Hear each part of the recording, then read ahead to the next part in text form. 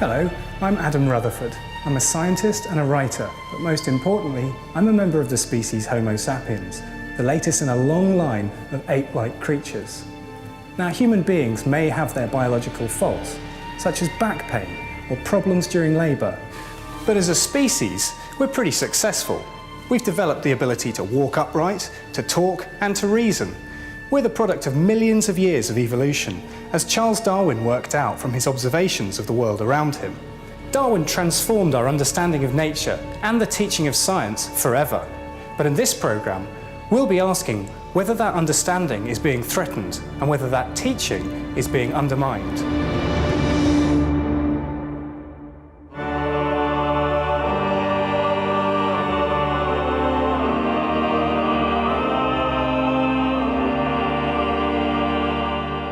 Creationism, we're led to believe, is making a comeback.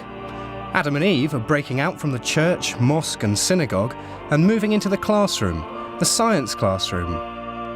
Goodbye the descent of man, hello the fall of man.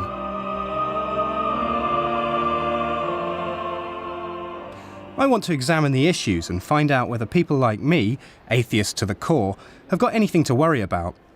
The answer seems to be yes, when I find out that an increasing number of students are starting science degrees with creationist views.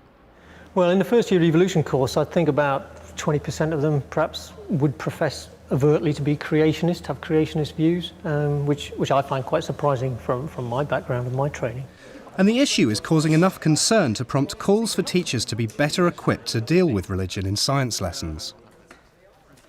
I think a lot of biology teachers feel extremely uncomfortable when issues to do with creationism or intelligent design are raised, mainly because it's not in their comfort zone. They weren't trained often to teach in these sorts of ways, requiring extensive argumentation and discussion. As we hear from Darwin's great-great-grandson, his theories and his methods must be placed at the heart of science education. It's the rigour and imagination with which he approached each problem that he tackled using observation and experience that's so wonderful, I think, and such an example for us all today.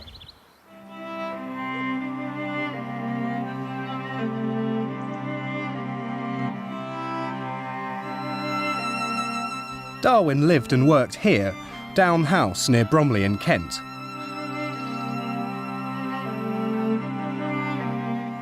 "2009 brings the bicentenary of his birth, and also sees the passing of 150 years since the publication of The Origin of Species, his great work which shattered religious perceptions. It was along this lane that he thought through his ideas and worried about them. So Randall, this is Darwin's thinking path.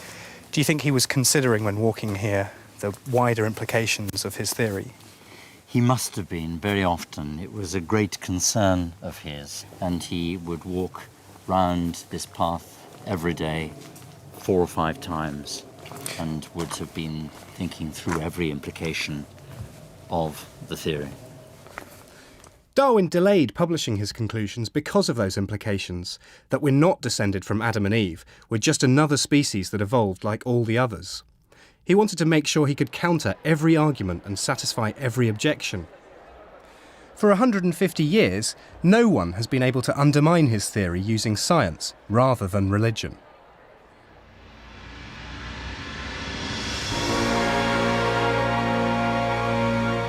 Jeremy Pritchard of Birmingham University is a biologist who specialises in plants but uses bones to engage students when explaining the evolutionary process. With an almost missionary zeal, he's reaching out to schools to promote Darwinism and combat creationism. I think some teachers perhaps have creationist views and don't want to disabuse them of it. I think other teachers are too busy. Explaining to somebody evolution, you need quite a lot of knowledge beforehand. You can say, how can a 747 evolve by chance in one go? But if you were to go to the factory and explain this is how it's put together bit by bit, that would take a lot longer, and it's the same analogy in science. Sixth formers are invited to use the university's laboratories and resources. In this exercise, they're tracing the development of cranial capacity. They can use the fossil record and any passing living specimen. This is a very familiar position from my undergraduate days, although mostly I was asleep at the time. Move your head from the right position. That looks like I've got quite a prominent brow there, which is a characteristic of Neanderthals. I'm not sure I'm happy about that. I think as a scientist it's very important to engage. I mean, we're obviously often accused of being in the ivory tower and not coming down and talking to people about our science, so that's it. Obviously it's a recruitment thing as well. It's important that people know the sort of things you can study at university and how you can further your A-level studies. And it's also because of some of the evolution questions you've been raising that I personally think we should address some of these and we should take people on. We shouldn't sit there and hide and not talk about it. And the human evolution story obviously is a great context because everybody's human. So if you're a Hindu, how does learning about evolution in this way conflict with your religious beliefs? I wouldn't say they necessarily conflict. What I would say though is that I personally believe that God created the first initial species, and that species has slowly evolved over time and created what you say the peak of evolution, which is us at the moment, at the current time. Who knows where it'll be in 2,000 years' time. Where better to see the effect of billions of years of evolution than the zoo? In this case, London Zoo. Birmingham University's Biosciences department has invited nearly 200 sixth formers for a day out, its first attempt to reach a wider audience. The day starts in the Zoological Society's lecture hall. Right, evolution, that's really why we're here. Talk about evolution and where all that diversity that we see in the zoo has come from. Lowland gorillas. 4 pairs of legs, gills, feathers, hair. Yes. Okay. You're going to look at these animals and make some decisions about 26, 27 characters I've suggested for about 45, 50 animals. And we're going to score that in a binary form. So, in your groups, when you go out into the zoo, I want you to identify the animals on the sheet, locate them on your map, put a 1 if you think the character is present and a 0 if it's absent. Does it have claws? Yes. Thumb? No. What about parental care? What do we think? No. Just leave. Yeah. I don't think Komodos bury their eggs. I think they put them in nests and incubate them. Okay. I just read that off the sign. It's called scientific research. I know it's not a scientific sample, but in the straw poll conversations I had with students, almost all had faith, and none had a problem in accepting evolution. Personally, I'm a Christian myself, but I still believe in evolution, and I think that's the way that things should be. I kind of use the Bible to influence my decisions. I don't solely base my life on religious teachings and stuff. They kind of just guide me along the way, and I go along with what scientists say about the evolution of animals, where we do evolve from apes. The students' data are fed into a programme which groups all the species according to their characteristics and comes up with this. We've made. Wow. So here's a phylogenetic tree. You've got all the mammals here in that group. And then butterfly, blue bottle. So when you look at this output, does this help you connect up all of the different species that you've been looking at? Yeah, because you can see where they derive from each other. And does that help you understand how evolution works? Yeah, it does, because you can see who's kind of grouped together now, and then you can see where they've all stemmed from, so it's really interesting. A phylogenetic tree is the only diagram that appears in The Origin of Species. Darwin is best remembered for his voyages on HMS Beagle and his observations around the Galapagos Islands, but he also made use of what he saw here at London Zoo. And he relied even more on studying nature in his own backyard.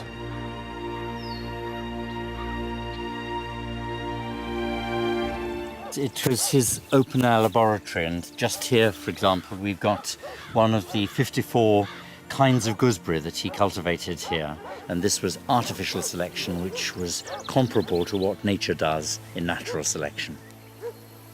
He shows from that how, if you either artificially or naturally select the plants each generation, you can get the variations to develop into major differences between varieties which can eventually become separate species. So why was this field so important to Darwin? It was here that he looked closely at the phenomenon of biodiversity, really for the first time, to take one area with a uniform habitat and just count the number of different plants that were growing here, and he found that there were about 140 different species of plant growing in this one small area. So it really shows that you don't have to go all the way to the Galapagos Islands to get a real understanding of variation in nature. Exactly. So with all the evidence around us to support evolution, why is it being rejected by more and more pupils? I think that what's happening in America has certainly come over here in the sense that the intelligent design debate in the States has spilled over into some of the faith schools here, has got into people's psyche and people are thinking about it. I'm surprised it's a problem because, of course, in this country we have the safety valve of RE lessons, which you don't have in the States. So I really haven't got a full answer to it. I think there is some agitation from the creationist side, though. For example, there's been some big mail shots of a lot of material, truth in creationism and stuff, to schools, and teachers often find it difficult to deal with that when they're multitasking other things. In 2006, an organisation called Truth in Science sent this material to every secondary school in the country, advocating the theory of intelligent design, the belief that nature is shaped by a higher entity. The organisation claimed that it had 59 positive responses from schools who said it was a useful classroom resource. Its impact has also been observed by Michael Rice. He's the Professor of Science Education at the Institute of Education and Director of Education at the Royal Society. He's also an ordained minister of the Church of England. Instead of sitting in his office, we invited him to take a pew at a nearby church. Within the Christian tradition, creationism has definitely become more powerful. Obviously that has been centred in the USA, but it's been exported from the USA, not just to the United Kingdom, but to other countries. The Truth in Science DVDs, which I've looked through, have not, in my experience, been widely used. This is mainly because most biology teachers think they're poor quality and reject them. A small number use them. They're more likely to use them to argue against their content, showing how some of the arguments are invalid than anything else. The government responded to Truth in Science by reminding schools that creationism and intelligent design are not scientific theories and have no place in the curriculum. But there's another reason for the increasing disbelief in evolution. The other reason is now we have a great many more children from Muslim families in schools in Britain, and quite a high proportion of the Muslim community has creationist beliefs. In Islam, creationist beliefs are much more at the centre of mainstream religious faith, and therefore, as the number of Muslims in the United Kingdom increases, I'd expect to carry on seeing more and more Islamic students with creationist beliefs. The government also told schools that although creationism or intelligent design could not be taught in science lessons, teachers could respond to questions. Professor Rice is concerned that some may just avoid the issues altogether. I think avoiding the issue of creationism and intelligent design is a very common response from science teachers, because teaching this area just doesn't fit into their understanding of what science is about very often. Some teachers would argue that they're pretty hard pushed for time. Why do you think that they should address creationism? I'm not in favour at all of requiring science teachers to teach in this way, in this area, but if they feel comfortable doing so, I think it can be a better way of enabling pupils to learn about evolutionary biology than by merely either implying or telling them that they're wrong to reject evolutionary thinking. Why not take a black and white approach? And a science teacher says, well, if a pupil comes to him and says, I want to learn about creationism, he says, thank you for asking, go and talk to the vicar about that. What would be the problem with that approach? None. But there are disadvantages with that. The main problem that young people have with a lot of their school science lessons is they say they're boring. So what message are we sending when you finally get some pupils asking some genuine, heartfelt questions about science to be told, we're not going to discuss that here? Now, I'm told that there are plenty of science teachers out there who prefer to rely on the Quran or the Bible rather than the origin of species. And as we've heard, their influence is being felt in higher education. But it seems that they're not that willing to engage in debate with us. We've been in touch with a number of organisations that bring together religion and education, including the Association of Muslim Schools, Truth in Science, and the Association of Christian Teachers. None of them could provide us with a teacher who was willing to talk to me.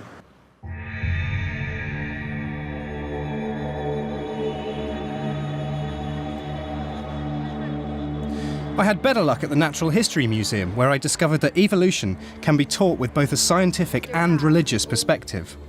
The museum stages workshops called The Great Debate, which pit the arguments of Darwin against the beliefs of Sir Richard Owen. Owen was a Victorian naturalist and fervent Christian. He sponsored the building of the Natural History Museum as a cathedral to God's creation. The museum has a schools programmes developer who explained the purpose of the workshops. And so when you show these specimens, like we can see a manatee there and a rhinoceros there and an elephant, and then of course all the amazing whales, how do you connect all those things together? We're trying to get the students to really think about the relationship between theory and evidence, and how interpretations of evidence can be really, really different. What do you do when you actually come across a student who will just not accept it, flies in the face of all of that evidence? We have students in the workshop who have strong religious beliefs, but we really reinforce that it's fine for students to make up their own minds, to form their own opinions. But what we present is that the scientific community has brought together all this evidence, and the best explanation that we have for that evidence at the moment is the theory of evolution by natural selection. So we say, bring that into your thinking, make your own minds up. The workshop starts next to Owen's statue, which used to be found on the main staircase, but he's been moved into a corner and replaced by Darwin. To be honest, I don't think Richard Owen would be that happy. It's his museum, he founded the museum. But I think, you know, for this year, for Darwin's birthday, it's fine. Owen and Darwin had a pretty fractious relationship anyway, didn't they? To start with, they were fine, but he's known as one of Darwin's chief opponents. After being introduced to the issues and characters, the pupils are split into groups representing the opposing sides of the great debate over evolution that all began in 1859. We set them challenges. We say, imagine that those characters were here today in the Natural History Museum with all the modern evidence on display. How would they use that evidence to support their argument, either for or against evolution? And then you bring them together at the end and they fight it out? Yeah, they fight it out. The pupils are asked to focus on the pentadactyl or five-fingered limb, common to mammals great and small. To Darwin, the limb showed that all mammals had descended from a common ancestor. To Owen, the limb was an archetype designed and perfected for each mammal by God. What have you just noted down there? You've put down that these bones are fused together on the whale specimen. What does that tell you? Because the whales don't need to move their hands as much as we do, they just use them to swim along. So they fuse together over time. And does that say to you that it's a result of evolution or of design? I'd say it'd be evolution, because it's just I think it's happened gradually over time. You sort of come to a conclusion that evolution is the stronger argument because there is that more solid evidence. The pupils come together for their own great debate. Are they completely taking God out of the equation and just saying that it was all randomly selected and it hadn't been designed by anyone else? If God was so smart, why did he not give all of the animals the advantageous characteristics? Then they would all live longer. If Darwin was so religious, why did he totally go against God and everything that was like in the Bible about God? He contradicted his religious beliefs because he believed that the evidence was much stronger for evolution than the argument for God. At last, I find a science teacher who has religious convictions and has the courage of those convictions to talk to me. He's the head of science, accompanying these pupils from a grammar school for girls in Wilmington in Kent. But from a personal point of view, I am quite religious, which is perhaps unfortunate as a science teacher. So I kind of believe in mutual exclusivity. I think it's perfectly possible just about to believe in both. So to accept the scientific evidence for evolution and to look at the creation model as almost being a simplistic explanation for evolution rather than taking like a literalist view of scripture, if you like. That's how I would prefer it. But from a scientific point of view, you present them with the evidence and you have to conclude that evolution has occurred. And that's why it's brilliant to come here and see pentadactyl limbs, and it really makes it live for them, which is why this is like a really, really fantastic day. The Natural History Museum's approach in examining the religious arguments alongside the evolutionary evidence has also been developed in Jungle Book style by this head of science from Lancashire. OK, this is the lineup of human history, OK? Caroline Molyneux from the Balshall Church of England High School in Leyland was the Outstanding Teacher of the Year in North West England in 2007. One of the apes is the oldest, most ancient ape here. Then we've got the next ape that came in history. Then we've got the next one, and finally the present-day human. Can we tell which one that is? OK. She won the award because of lessons like this one on evolution, which engross and entertain her class. Jane, can you go and put them in order, please? OK, you happy with that? Why do you think that? Because that's bigger. OK, that one's bigger, right? And Anything that else? one's like a human. Yeah, that one's got some human features. OK, right, thank you very much, Jane. They believe... But once they understand evolution, these pupils also stage a great debate. Caroline helps the evolution side, while a local chaplain joins the creationist corner. So you're kind of saying that evolution doesn't explain the development of really complex organisms, aren't you, I guess? Yeah, it's like evolution, it's saying that very minor things happen. Something like the eyeball is that advanced that I don't believe it could have been.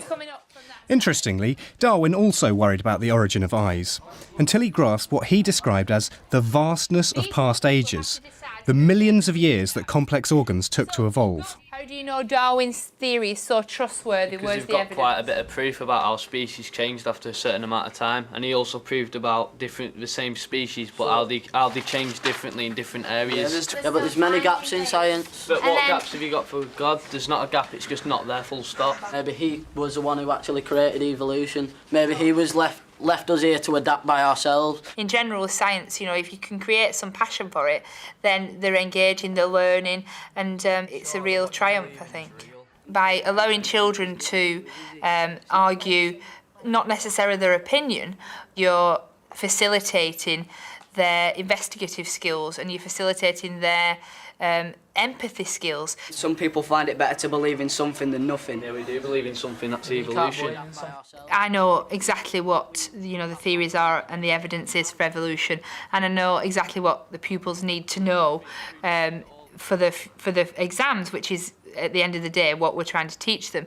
But I think that by using this process, it will help them to remember, it will help them to engage, and so you just almost bring in a bit of kind of, I want to say devil's advocate. It's not just me saying, I think this. It's saying, actually, Christians believe the Bible, and let's look at what the Bible says. And then the pupils can look at that for themselves. So I'm always really careful to say Christians believe, and the Bible says, as terms so they can see that it's not, I say you have to believe this. Not evolution. It's lessons like this that teach the facts and encourage debate that are applauded by Michael Rice. There's been quite a move the last 10 years to realising the value of good argumentation discussion in science lessons, and I'd like to see more of that. When I was at school, we had science teachers, one in particular who taught us physics, who seemed to be capable of letting us discuss just about anything. But he was also good enough that after 5 or 10 minutes, we'd come back to the main thrust of the lesson. Jeremy Pritchard wants to ensure that evolution can't be avoided and that all children understand its pivotal importance by reinforcing its place in the national curriculum. I think often at schools there might be 1 or 2 or maybe 3 lessons of evolution, and it's not plugged into the whole biological story. You can, it's almost a pick and mix that you can do microbiology, and now we'll do plants, now we'll do the circulation system, whereas in fact they're all adaptations, they're all consequences of evolution or a way of increasing your fitness. And I would argue that would be a much better way of teaching biology at A-level, but currently that's not the way it's done. So do you think that there's a fundamental problem with the way that evolution is taught as part of the national curriculum? I think it probably is, and I think that it's a consequence of over-assessment and consequent lack of engagement of the pupils, and the teachers are rushing around trying to tick all the boxes, and you can't take your foot off the gas and then enjoy and appreciate the subject. And I think evolution, teaching of evolution, always engages, and it's a good place to start. And I think maybe the QCA should be starting from that point.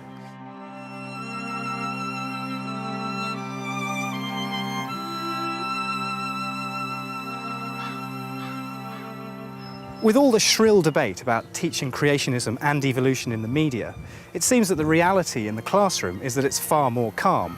Evolution underpins all aspects of biology, and as such should be at the core of the biology curriculum. Creationism plays no part in that process, but teachers should be equipped to deal with creationism when it arises. We've seen from the activities at the Natural History Museum that this can help pupils understand that creationism is not science, and as such, it can inform the scientific process.